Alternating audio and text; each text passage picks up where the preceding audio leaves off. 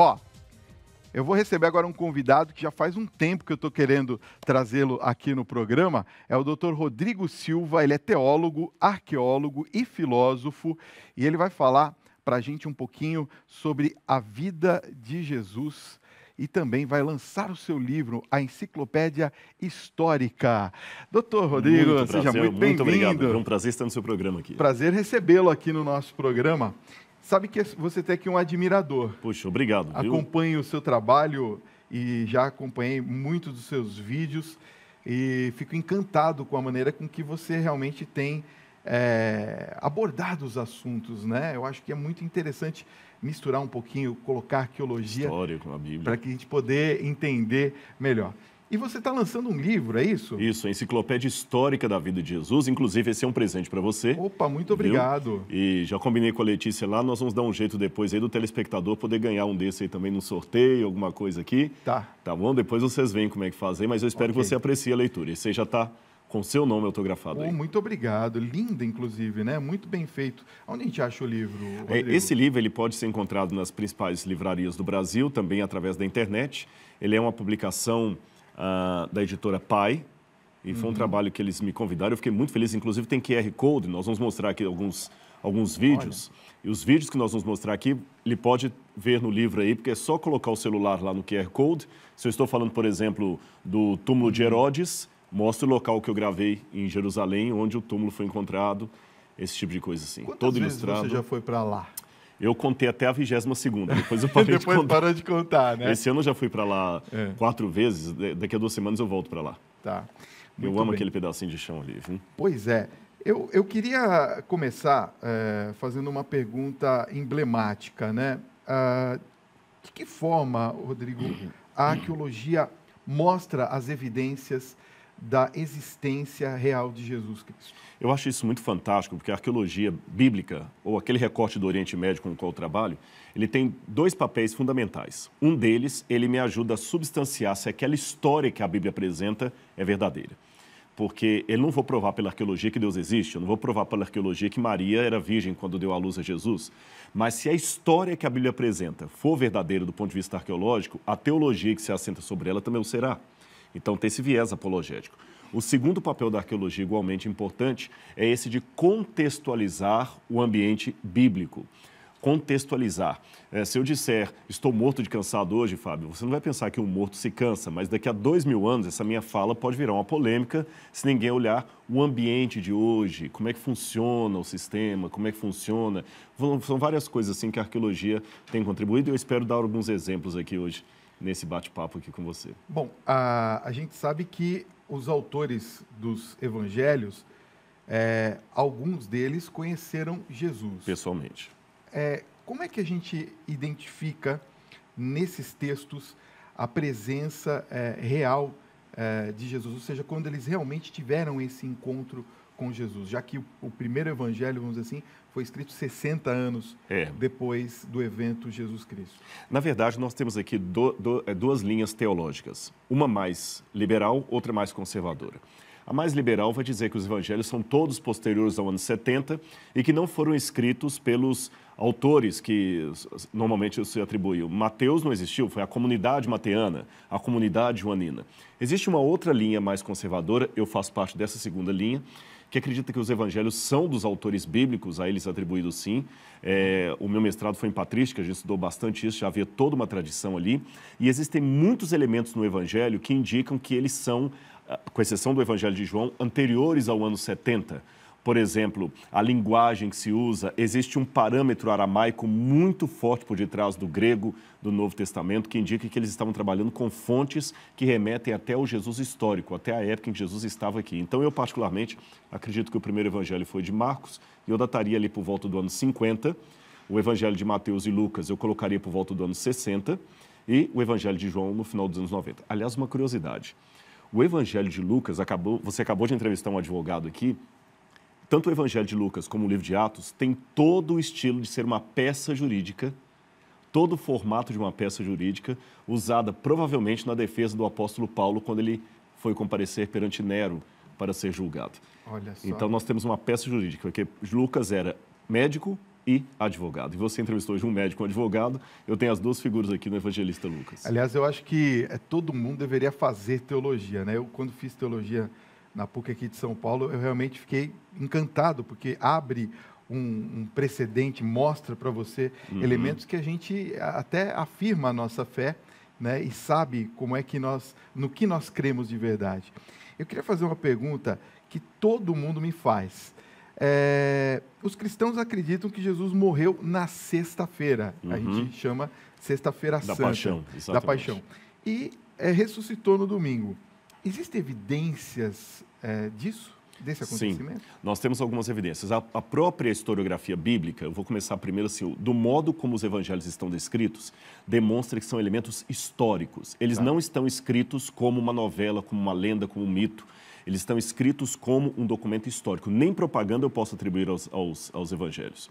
Segundo, eu posso, pela astronomia, fazer uma volta no tempo e imaginar quanto foi uma sexta-feira, tá certo?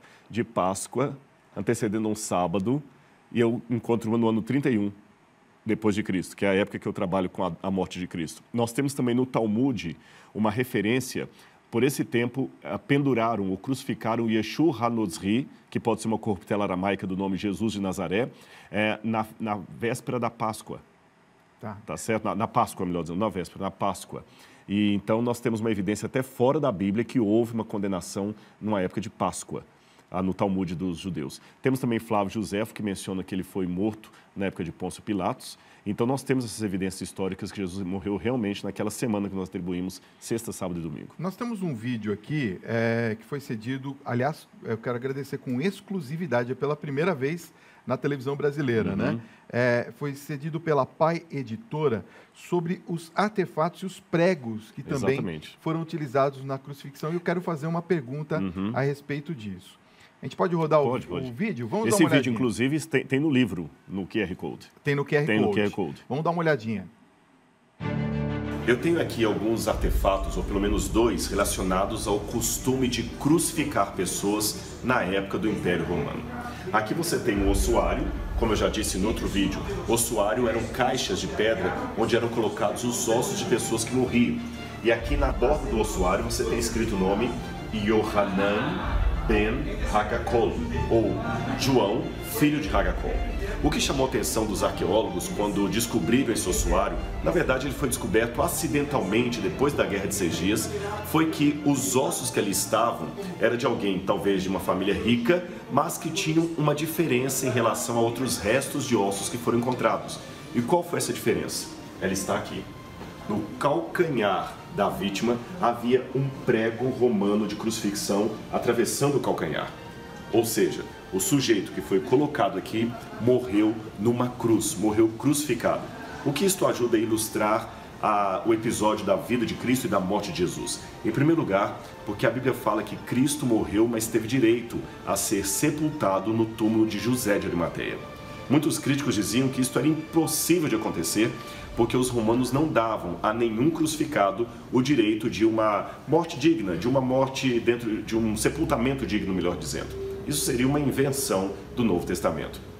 Mas nós temos pelo menos um segundo caso aqui de um indivíduo que, ainda que excepcionalmente, também teve direito a um sepultamento, mesmo sendo crucificado. Com isto, o argumento dos críticos perde o seu valor. Uma segunda informação importante que vem aqui é que, a partir do modo como o prego está fixado ali no calcanhar do defunto, nós temos uma ideia aproximada de como Jesus foi colocado na cruz do Calvário. Portanto, os pregos talvez não fossem no peito do pé, como se imaginava, mas sim no calcanhar. De qualquer modo, uma morte infeliz e com muita dor e sofrimento para alguém que teve tanto amor para dar, alguém que, na verdade, morreu no lugar da humanidade. Que incrível, né? Quer dizer, na verdade, nós imaginamos sempre que é no peito do pé. No peito do pé. Mas não foi assim, Rodrigo? Tudo indica. Na verdade, nós só encontramos esse exemplar de um crucificado. Tá. Por que não encontraram mais? Como eu mencionei lá no vídeo, os romanos tiravam do aquele que morria morte de cruz o direito a um sepultamento digno. O corpo dele era julgado no lixão mesmo, para aves de rapina. Esse lugar até era chamado de putenescum, que em latim significa putrefazer. Até aquele calão que muita gente fala significa putrefazer. Então, o corpo era jogado lá. E muitos criticavam. Jesus não teve direito a um sepultamento digno. Isso aí é novela da Bíblia. Nós encontramos esse caso aqui de Yohanan ben Hagakol. Foi encontrado em 1967 em Israel. E o prego estava no calcanhar, exatamente. Então, parece que ele foi crucificado com... Supondo que aqui fosse a cruz, a haste eles da cruz, bateram assim exatamente, no calcanhar, no calcanhar dele, é isso? Exatamente. Pelo menos o doutor de Saferes da Universidade Hebraica fez esse levantamento legístico. Agora, a gente tem uma imagem também, eu queria que o Tiago colocasse para a gente, por favor, porque os filmes mostram exatamente uma forma de crucifixão de Cristo, que é essa daí. Por que essa ideia é deturpada, Rodrigo? Bom, isso, na verdade, é um Caravaggio. E tanto os Caravaggios como toda aquela cultura que veio desde o renascentismo ali, retratavam um Cristo muito artificial. Lembremos, naquela época... Vamos aqui no plasma, que eu acho que fica melhor para a gente conversar. Tá certo. Vou pedir para abrir aqui a imagem para a gente. E aí vai ficar mais fácil Fica mais fácil, você me mostra aqui. Tá Vamos certo. lá. Aqui você tem um Caravaggio. E você vê que esse quadro aqui, na verdade, ele é uma representação romanceada a partir da teologia medieval. E aconteceu uma coisa... Quando falam idade renascentista, já é idade moderna, mas ainda bebendo da Idade Média. Eles não tinham muito contato com as terras bíblicas, a arqueologia não existia como ciência nessa época. Então as pessoas retratavam Cristo de acordo com as tradições religiosas da Europa. Entendi. As próprias feições de Cristo, por exemplo, não são as feições de um judeu, mas de um europeu. Aqui embaixo você tem um crânio, que segundo a tradição seria o crânio de Adão, porque acreditava-se que Jesus morreu no Calvário e Adão estava sepultado embaixo, então o sangue de Cristo batizou Adão. A Bíblia não fala isso. Então aqui você tem uma visão romanceada. E vários quadros como este sempre trazem um Jesus mais criado pela piedade popular. Quando a arqueologia surgiu, ela começou a mostrar o Jesus de raízes realmente do Oriente Médio, com uma atenuante, um Jesus realmente judeu. Porque nessa época, bem antes de Adolf Hitler, já havia uma grande propaganda antissemita em toda a Europa. Ser cristão era não ser judeu. E tudo o que a teologia queria fazer era mostrar que Jesus não era judeu. Nós temos um trabalho muito importante na Igreja Católica, a partir dos anos 1920, com Lagrange, quando a École Biblique de Jerusalém começou os achados arqueológicos lá, e o padre Lagrange foi um dos que começou a trazer essa volta de Jesus judeu, Jesus da terra, e revolucionou muita coisa. Depois nós tivemos Hugo Porto, Schindler e outros teólogos católicos que vieram depois, até o Concílio Vaticano II tentou reaver esta imagem de um Cristo mais judeu. Até Maria, como é retratada em muitos quadros, talvez eu vou chocar alguns católicos que nos ouvem, mas aquela Maria que é retratada loirinha, de seda, é uma visão de Maria europeia, porque a Maria, de verdade, era uma Maria judia, com a pele queimada pelo sol, não com aquela roupa de cetim. Então isso aqui é apenas uma forma romântica, como foi retratado na Europa. Aliás, já que a gente falou dos pregos dos pés, aqui também não era nas mãos, não é, Rodrigo? No passado, pensaram que não poderia ser nas mãos porque acreditava-se que o corpo rasgaria, sim, tá certo? Com o peso. Só que isso também foi um outro mito que criaram, porque olhando esteticamente parece que não. Porém, foram feitos alguns testes, inclusive com cadáveres, e percebeu-se que o corpo não rasgaria como se pensava. Então, foi na mão mesmo. Provavelmente pode ter sido aqui, ou na mão, porque nós temos uma abertura aqui, né? Aquele médico que esteve aqui, o Dr. Lee, explicaria muito melhor do que eu isso aqui. E, além disso, tudo indica, por algumas descrições judaicas, romanas, que havia um pequeno banco aqui chamado sedícula, onde a pessoa apoiava uma das nádegas. Então, podia ser que ele ficava com os dois pés, um com um prego de cada lado, ou do lado assim, e ele se apoiava naquelas nádegas, de modo que o peso do corpo não ficava na mão. Ou seja, eu tenho a possibilidade dos pregos terem ficado no punho ou na mão, porque Yad, em hebraico, significa daqui para cá. A gente traduz por mão, mas toda essa parte. Entendi. E não tinha também a parte que cobre não, provavelmente eles estavam nu. Estava nu. Provavelmente nu, né? bem provavelmente nu. Era uma maneira de se ridicularizar. Ridicularizar, potencializar. A coisa era tão severa, só para você ter uma noção, os banheiros públicos romanos, eu já tive em vários deles, já escavei banheiro público romano em Clunia, na Espanha, em Israel nós temos, na Turquia, em Éfeso. As pessoas, os homens sentavam do lado um do outro. Para a nossa cultura, é estranho isso. Mulheres e homens? Não, mulheres separadas, só os homens. Mas sentavam do lado do outro sem nenhum divisório. E o banheiro era um lugar público, você está ali defecando e conversando com o companheiro. Dantesco para a nossa cultura. Mas agora vem o ponto mais curioso. Qual era o papel higiênico deles? Eles tinham uma pequena esponja do mar com um caniço. Ele morava numa água, se limpava, depois colocava aquilo num vaso cheio de vinagre para desinfetar e o outro poder usar. Olha só. O Evangelho de João diz que quando Jesus estava na cruz, ele falou, tenho sede. E um dos soldados, embebendo num caniço uma esponja, colocou num vinagre e levou à boca de Cristo.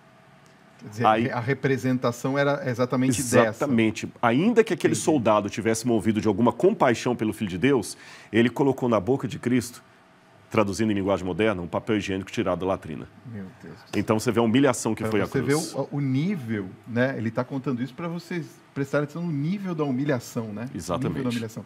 Vamos voltar lá, porque você me trouxe uma peça, eu queria que você me mostrasse o que é essa peça aqui. Essa peça aqui é muito curiosa, viu? Essa aqui é uma lamparina, como se fosse uma lamparina dos tempos de Cristo. Eu vou mostrar aqui, qual câmera está fechada? Essa aqui da frente? Pode ser, vamos lá. Então, aqui, olha. Essa lamparina aqui, ela é muito interessante porque aqui onde eu estou apontando, eles colocavam o azeite de oliva. E aqui tem o pavio. Você acendia a lâmpada e enquanto houvesse azeite de oliva aqui dentro, o pavio ficava aceso. Isso aqui, Fábio, era muito importante porque imagina hoje você estar num lugar onde acaba a energia elétrica e você não encontra uma vela. A escuridão é terrível. Então, uma lamparina dessa com azeite de oliva era a sua sobrevivência à noite. Era muito perigoso você não ter isso aqui. Azeite de oliva, para nós, a gente pensa em salada, em comida. Para eles, era uma questão de sobrevivência. O azeite que alimentava as lamparinas era o azeite que você colocava os elementos de remédio. O medicamento também era colocado no azeite. O azeite também era onde você pegava o perfume. O azeite que você fazia o pão todos os dias. O azeite que você unge. Por exemplo, na Igreja Católica, nós temos o costume da crisma. Crisma é o azeite, a unção. Aquele que recebe a crisma é o Christos, o ungido. Então, os judeus esperavam aquele que seria o ungido dos ungidos, que receberia o óleo do poder do Espírito Santo, representando tudo isso, a luz, a comida, o perfume, tudo. E aí nós temos uma ligação disso com a Páscoa e com o Getsemane. Que interessante isso, né? Às vezes a gente não faz uma ligação. Eu queria fazer uma pergunta sobre a questão daquelas moças... As virgens. As virgens que foram pegas sem o azeite. Exatamente. Também eram essas? Exatamente. Era esse tipo. Essa aqui é uma cópia. Essa aqui é uma cópia. Inclusive, essa aqui é sua. Eu trouxe de Jerusalém semana passada. Meu Deus do céu. Viu? Olha só. É sua. Obrigado. Tá bom? Nossa. Espero que depois você possa lembrar quando Jesus falou, vocês são a luz do mundo. Com certeza. Essa aí é sua. Olha só. Eu trouxe de lá e é uma cópia como era daquela época e as pessoas usavam isso para iluminar as casas. E esse aqui funciona. Se você colocar azeite de oliva aqui e acender o pavio... Ela vai funcionar. Vai funcionar como naquele tempo. Então, a parábola das 10 virgens ilustra bastante isso. Quando Cristo disse, vós sois a luz do mundo... Jesus também estava se referindo a um objeto como esse aí. E essas lâmpadas nos ajudam na datação. Essa, por exemplo, é o formato da lâmpada do tempo de Cristo. Entendi. As do tempo do Antigo Testamento eram diferentes. Então, também ajudam na datação dos estratos arqueológicos e tudo mais.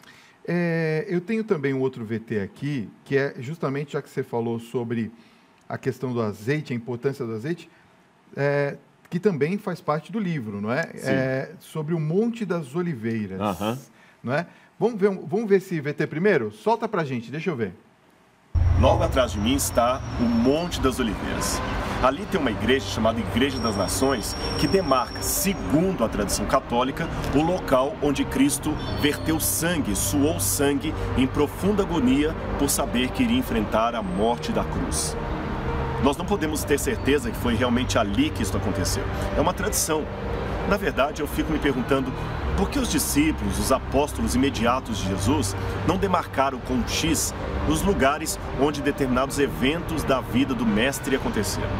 Aliás, a demarcação desses lugares veio muito tempo depois, na época bizantina, e posteriormente também com os cruzados. Por que os discípulos não se preocuparam tanto com isso? Talvez para nos mostrar que mais importante que o local é o que aconteceu nesse local. Mais importante do que a geografia é a história que aconteceu nela. E não me importa se foi no alto do Monte das Oliveiras, no meio ou mais abaixo, aqui está o Monte das Oliveiras, o que interessa é que o episódio de fato aconteceu. Em algum lugar desta montanha, Jesus sofreu por mim e por você. Ele sofreu a dor daquilo que ele estava para enfrentar. Mas era um sofrimento misturado com alegria, porque ele nos amava. E ele morreu poucas horas depois na cruz do Calvário, de braços abertos, para receber todos aqueles que fossem até ele em busca de salvação. E o mais importante dessa história é que ela não termina com a morte da cruz, mas com a ressurreição do Filho de Deus, mostrando que o que aconteceu aqui tem lugar importante na vida de cada um de nós. E eu louvo a Deus pelo Monte das Oliveiras, mas, acima disto, pelo que aconteceu nele. Em algum lugar desta montanha, Jesus tomou a decisão final de morrer por mim e por você. Pois é, e eu estou recebendo aqui a informação, o Tiago está me falando que você que está nos acompanhando vai concorrer a um livro, se você mandar para a gente um WhatsApp, 11 9503 3870, com o seu nome, o seu endereço, tudo direitinho, com a palavra... Qual que é a palavra, Tiago? Livro mesmo? Então tá, a palavra... Vamos pôr uma palavra diferente, vamos pôr Jesus. Ótimo, né? Bem colocado. Jesus, pronto. Manda com a palavra Jesus para a gente, 11 9503 3870. O Tiago vai por aqui, manda porque nós vamos dar de presente esse livro para alguém. Você falou sobre o Monte das Oliveiras. Jesus realmente, naquele momento da decisão que você descreveu para a gente tão brilhantemente, ele suou sangue? Provavelmente. Inclusive, há relatos médicos, e não sou leigo em medicina, mas um médico explicaria isso melhor do que eu, que em altos graus de angústia, você pode começar a misturar suor com sangue. Isso é provável. E a agonia de Cristo, ela foi tão grande, que todo o ambiente concorria para isso. A vida de Cristo é uma teologia a céu aberto. Já que falamos do Jardim das Oliveiras, até uma coisa curiosa. Muitas pessoas que vão a Israel, Fábio, lá tem a Igreja das Nações, que inclusive eu sugiro, quem for à Igreja das Nações, que é aquela igreja bonita lá do Horto, olha para cima no teto que tem até um brasão da República do Brasil lá. O Brasil ajudou a construir essa igreja lá. Olha que legal. É chamada Igreja das Nações. Então tem poucos brasileiros sabem disso, tem um brasão do nosso país lá. Tá. E muitas pessoas vão ali querendo ver as oliveiras, Jardim das Oliveiras. E há oliveiras ali realmente, provavelmente 2000 anos. Mas o mais interessante, no período do Evangelho ali, não é a árvore da oliveira em si. Sabe por quê? Eles pegavam a azeitona e esmagavam a azeitona. Tá. Esmagavam a azeitona. Espremiam a azeitona até sair o primeiro azeite, o azeite extra virgem. Já falei que o azeite, unção, Cristo, então a azeitona era esmagada.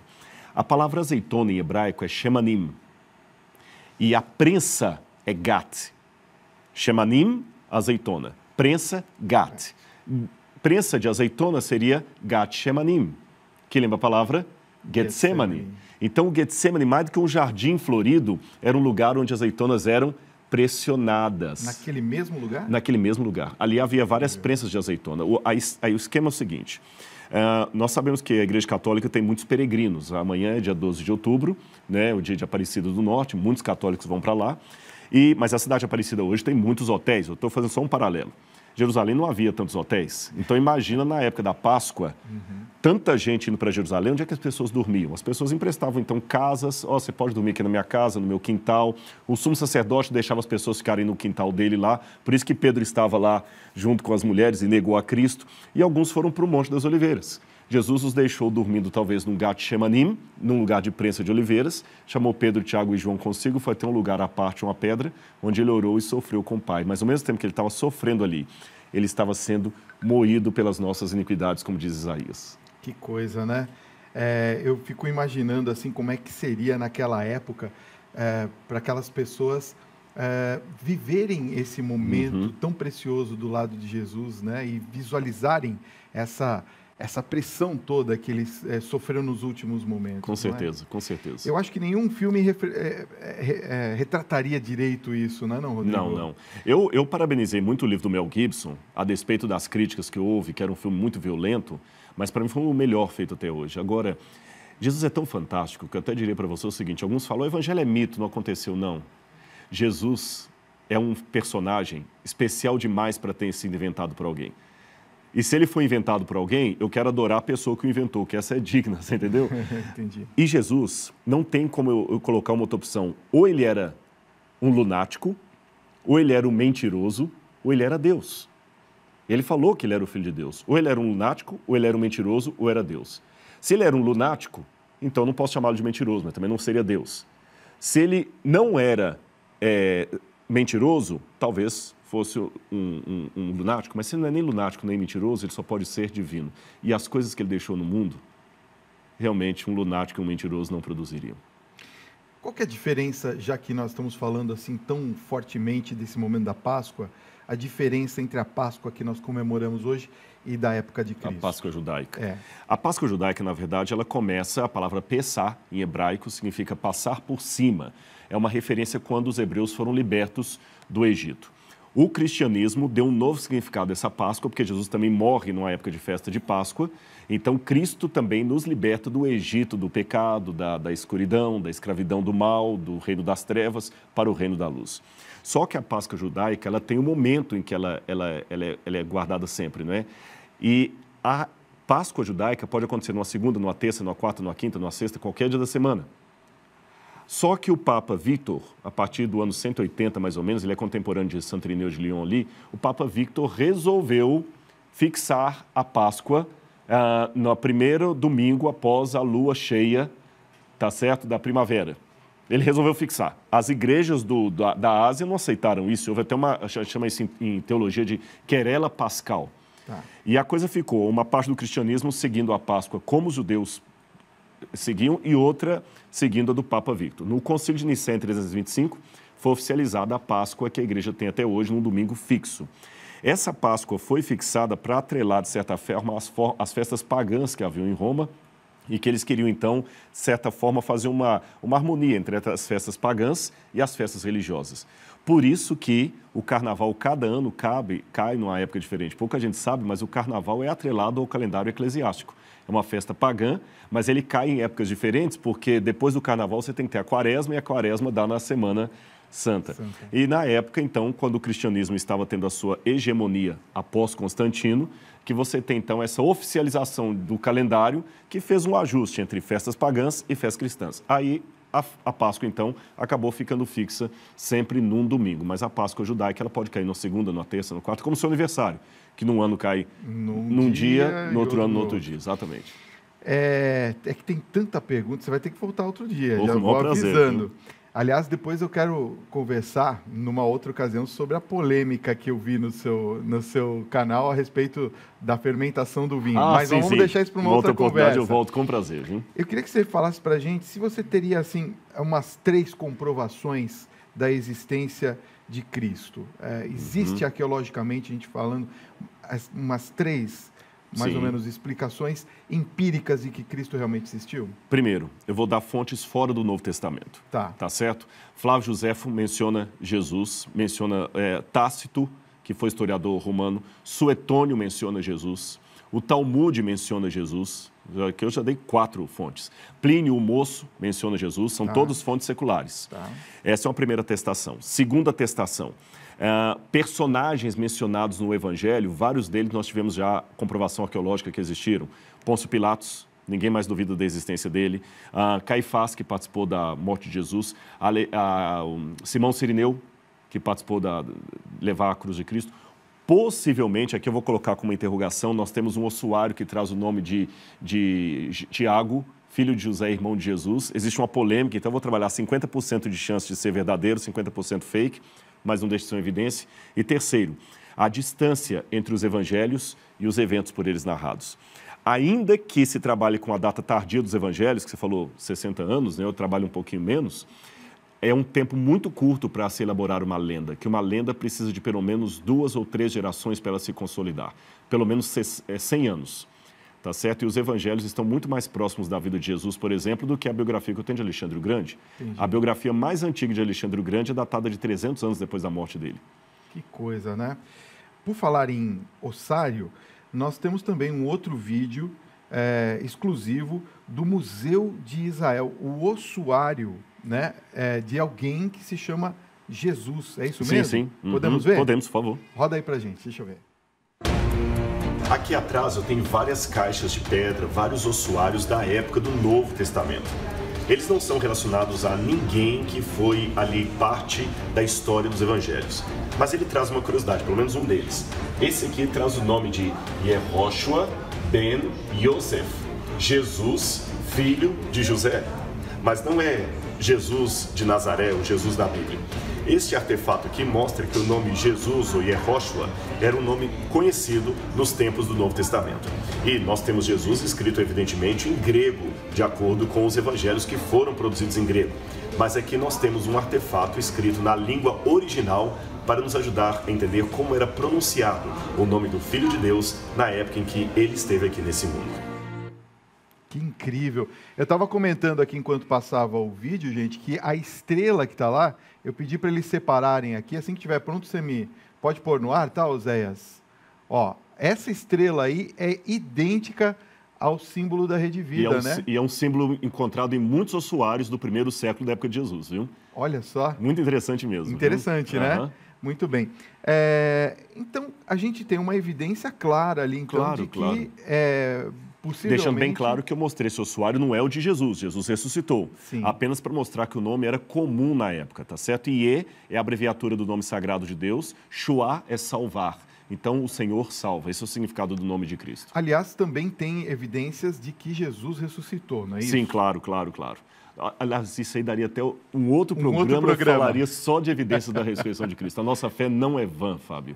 É uma fé verdadeira. É uma fé que tem evidências históricas. Muito bem. Olha, eu quero agradecer sua presença aqui. Quero passar o ganhador aqui, que a minha produção já passou aqui para mim o nome. Gente, nós simplesmente travamos o nosso WhatsApp nessa noite. Puxa. Travamos o WhatsApp. Então, quem vai levar este livro aqui do Rodrigo é a Roberta de Moraes. Ela é de Vitória do Espírito Santo, final do telefone 9441, tá bom? Repetindo, então, onde a gente vai, onde a gente encontra o livro? Ah, tá. Você pode encontrar através da Editora Pai. Se você Editora colocar Pai, na internet, né? Você vai encontrar.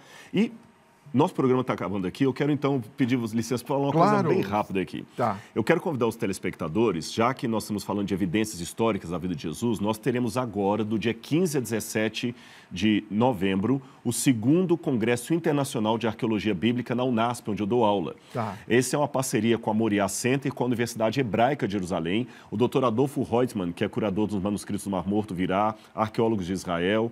E se você quiser mais detalhes, eu vou falar rapidamente o telefone aqui, pode discar no 19 3858 9022. 19 3858 9022. Fala assim, eu quero saber informações sobre o Congresso de Arqueologia Bíblica. Eu acho que é uma oportunidade muito boa para as pessoas terem contato com quem escava em Israel. E você também é o nosso convidado, viu, Fábio? Se puder estar conosco, será um prazer lá, viu? Eu vou com o maior prazer. Eu quero passar os contatos do Rodrigo também. Rodrigo Silva Arqueologia, tudo junto no Facebook, né? Museu de Arqueologia é www.nasp.br/museu-de-arqueologia. Tá certinho? Certinho, então, perfeito. Acesse aí para você ter mais informações também do Rodrigo.